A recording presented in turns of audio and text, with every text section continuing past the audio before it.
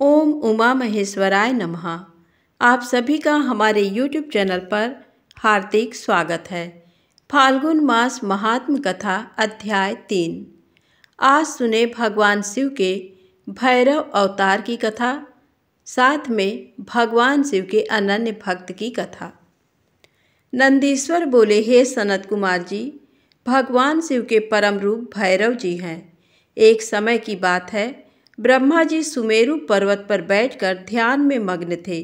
उसी समय देवता उनके पास आए और उन्हें हाथ जोड़कर नमस्कार करने लगे। तत्पश्चात उन्होंने पूछा, हे ब्राह्मण, इस संसार में अविनाशी तत्व क्या है? कृपा कर इस विषय में हमें बताइए। तब भगवान शिव की माया से मोहित होकर ब्रह्मा जी बोले, हे देवताओं, आपकी प्रसन्नता के लिए मैं आपको उस अविनाशी तत्व के बारे में बताता हूँ। इस संसार में मुझसे बढ़कर कोई भी नहीं है। मेरे द्वारा ही ये सारा संसार उत्पन्न हुआ है। मैं ही स्वयं भू अज ईश्वर, अनादि भोक्ता, ब्रह्मा और निरंजन आत्मा हूँ। मेरे कारण ही संसार प्रवृत्त और निवृत्त होता है। ब्रह्मा जी के इन वचनों को सुनकर वहीं बैठे भगवान श्रीहरि विष्णु को बहुत बुरा लगा। तब श्रीहरि ब्रह्मा जी को समझाते हुए बोले कि ब्राह्मण, तुम इस प्रकार अपनी स्वयं ही प्रशंसा न करो, क्योंकि मेरी आज्ञा के फलस्वरूप ही तुम इस सृष्टि के रचयिता हो। इस प्रकार ब्रह्मा जी व श्रीहरि आपस में लड़ाई करने लगे। दोनों ही अपने को बड़ा और दूसरे को निम्न समझ रहे थे। तब उन्होंने अपने को उच्च सिद्ध करने के लिए वेदों का स्मरण किया। फलस्वरूप चारों वेद वहाँ उपस्थित हो गए। जब ब्रह्मा जी और श्रीहरि विष्णु ने उन चारों वेदों से अपनी श्रेष्ठता के संबंध में पूछा, तब सर्वप्रथम ऋग्वेद भगवान शिव का स्मरण करते हुए बोले, हे ब्राह्मण, हे श्रीहरि, जिसके भीतर समस्त भूत निहित है तथा जिसके द्वारा सब कुछ प्रवृत्त होता है, जिन्हें इस संसार में परम तत्व कहा जाता है, वह एक भगवान शिव ही हैं। तब यजुर्वेद बोले कि उन परमेश्वर भगवान शिव की कृपा से ही वेदों की प्रामाणिकता भी सिद्ध होती है। उन्हीं भगवान शिव शंकर को संपूर्ण यज्ञों तथा योग में स्मरण किया जाता है। तत्पश्चात सामवेद बोले कि जो समस्त संसार के लोगों को भरमाता है और जिसकी खोज में सदा ऋषि मुनि लगे रहते हैं, जिनकी कांति से सारा विश्व प्रकाशमान होता है, वह त्रयंबक महादेव ही हैं। इस पर अथर्व बोल उठे, भक्ति से साक्षात्कार कराने वाले तथा समस्त दुखों का नाश करने वाले एकमात्र देव भगवान शिव ही हैं। वेदों द्वारा कहे गए इन वचनों को सुनकर ब्रह्मा और विष्णु बोले, हे वेदों, तुम्हारे वचनों से सिर्फ तुम्हारी अज्ञानता ही झलकती है। भगवान शिव तो सदा नंगे रहते हैं, अपने शरीर पर भस्म धारण करते हैं। उनके सिर पर जटाजूट व गले में रुद्राक्ष है। वे सर्पों को भी धारण करते हैं।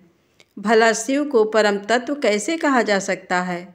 उन्हें परम ब्रह्म किस प्रकार माना जा सकता है? ब्रह्मा जी और श्रीहरि विष्णु के इन वचनों को सुनकर हर जगह मूर्त और अमूर्त रूप में विद्यमान रहने वाले ओंकार बोले कि भगवान शिव शक्तिधारी हैं, वही परमेश्वर हैं तथा सबका कल्याण करने वाले हैं। वे महान लीलाधारी हैं और इस संसार में सब कुछ उनकी आज्ञा से ही होता है। ओंकार की बातें सुनकर भी ब्रह्मा जी और विष्णु जी की बुद्धि में ये बातें नहीं आई और वे इसी प्रकार आपस में लड़ते रहे। उनका विवाद खत्म होने का नाम ही नहीं ले रहा था। तभी उन दोनों के बीच में एक विशाल ज्योति प्रकट हो गई। इस विशाल ज्योति का न तो आरंभ था न ही कोई अंत। उस अग्नि की ज्वाला से ब्रह्मा जी का 5वां मुख जलने लगा। उसी समय कल्याणकारी भगवान शिव वहाँ प्रकट हो गए। ब्रह्मा जी शिव जी से बोले, हे पुत्र, तुम मेरी शरण में आओ, मैं तुम्हारी रक्षा करूँगा। तुम मेरे सिर से ही प्रकट हुए हो। तुमने प्रकट होकर रोना आरंभ कर दिया था, इसी कारण मैंने तुम्हारा नाम रुद्र रखा था। ब्रह्मा जी के इस प्रकार के वचनों को सुनकर सर्वेश्वर भगवान शिव को भी क्रोध आ गया। उनके क्रोध से तत्काल ही एक पुरुष उत्पन्न हो गया। उसका नाम भैरव था। भगवान शिव ने उस पुरुष को आदेश देते हुए कहा, हे कालराज, तुम साक्षात काल के समान हो, इसलिए आज से तुम जगत में काल भैरव के नाम से विख्यात होगे। तुम ब्रह्मा पर शासन करो और उनके गर्व को नष्ट करो तथा इस संसार का पालन करो। आज से मैं तुम्हें काशीपुरी का आधिपत्य प्रदान करता हूँ।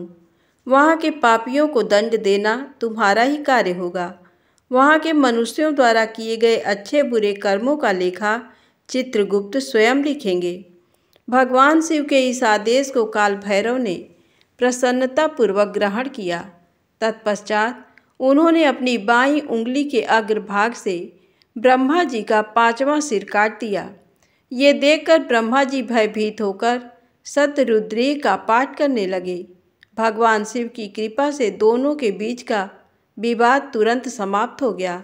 उन्हें शिव जी का अपमान करने पर अत्यंत पछतावा होने लगा। भगवान शिव भक्त वत्सल हैं और अपने भक्तों का सदैव कल्याण करते हैं। उन्होंने ब्रह्मा जी और विष्णु जी को भी क्षमा करके उन्हें अभय प्रदान कर दिया।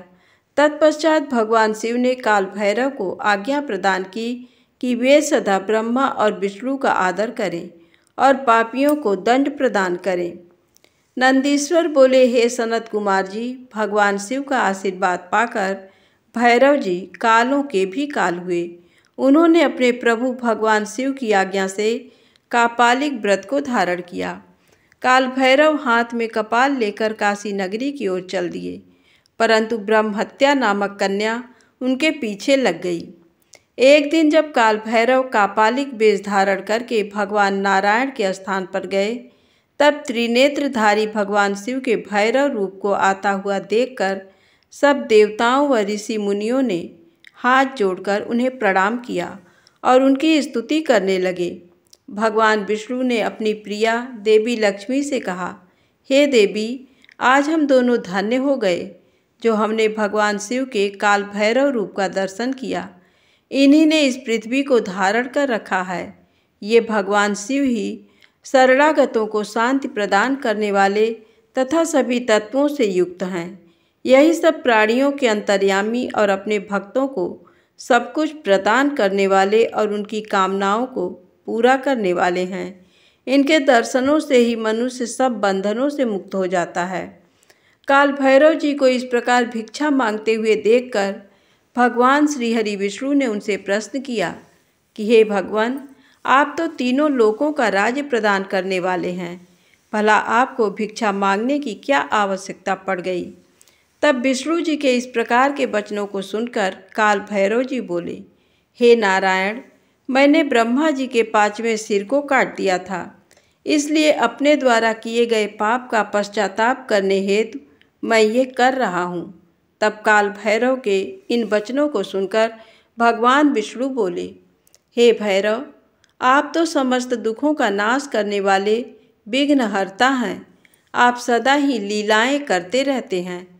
तब देवी ने भिक्षा के रूप में मनोरथी नाम की विद्या भैरव जी के भिक्षा पात्र में डाल दी।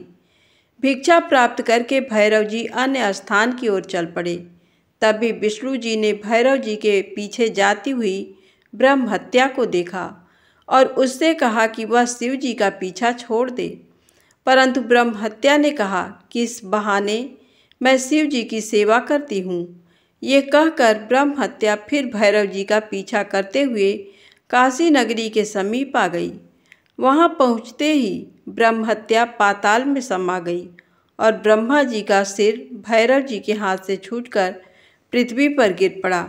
जिस स्थान पर काल भैरव जी के हाथ से ब्रह्मा जी का 5वां सिर गिरा था, वह स्थान कपाल मोचन तीर्थ के रूप में प्रसिद्ध हो गया। जब तक भैरव जी पूरी पृथ्वी का भ्रमण करके काशी नहीं पहुँचे, उनके हाथ में ब्रह्मा जी का सिर चिपका रहा और काशी पहुँचते ही वह छूट गया। इसलिए काशी नगरी को पापनाशनी माना जाता है और ये सत्पुरुषों द्वारा सदा सेवनीय है। जो मनुष्य शुद्ध हृदय से कपाल मोचन भैरव जी का स्मरण करता है, उसके जन्म जन्मांतरों के पाप नष्ट हो जाते हैं। कपाल मोचन तीर्थ में जाकर विधिपूर्वक पिंडदान और देव पितृ तर्पण करने से मनुष्य ब्रह्महत्या के पाप से भी छुटकारा पा लेता है। प्रतिदिन भैरव जी का दर्शन करने से मनुष्य के समस्त पापों का नाश हो जाता है। काशी में रहने वाला जो पुरुष कृष्णाष्टमी के दिन या मंगलवार को भैरव जी के दर्शन करता है, उसके सभी पाप नष्ट हो जाते हैं। अब जानते हैं भगवान शिव के सच्चे भक्त की कथा। भगवान शिव की महिमा अपरंपार है। शिव जी को भोले भंडारी भी कहा जाता है।